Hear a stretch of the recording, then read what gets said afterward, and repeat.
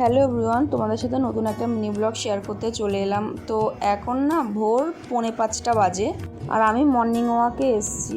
আর ভোরের পরিবেশটা না আমার খুব ভালো লাগে, কারণ এই সময় পুরো নিঝুম থাকে। তো দেখতেই পাচ্ছ এখন 4:45 বাজে, ঠিক যেমনটা বলেছিলাম। দেখো বন্ধুরা, আকাশটা দেখতে কত সুন্দর লাগছে, যেন মনে হচ্ছে আকাশের মধ্যে কেউ লাইট জ্বালিয়ে দিয়েছে। আর মোটামুটি 5:30 পর্যন্ত হেঁটে বাড়িতে এসে আমি যে ড্রিঙ্কটা খাই সেটাই খেলাম।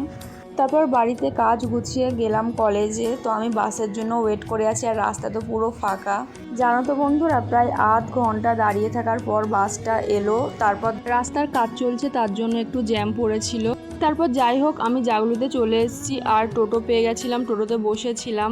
আর জানো তো বন্ধুরা, এই কলেজে প্রায় আমি 6 মাস পরে এলাম। যাই হোক, আমি কলেজে পৌঁছে গেছি।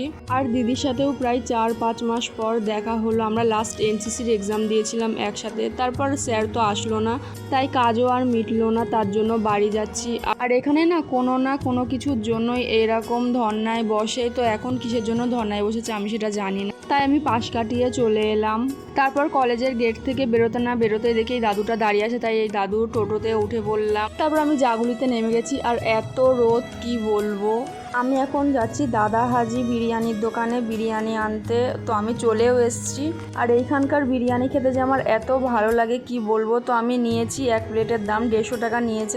তারপর আমি বাসে উঠে গেলাম, আর আমার এত জল টেস্টটা পেয়েছিল কি বলবো। আমি জলের বোতল নিয়ে যেতে ভুলে গিয়েছিলাম, তাই দোকান থেকে একটা জলের বোতল কিনে নিয়েছি।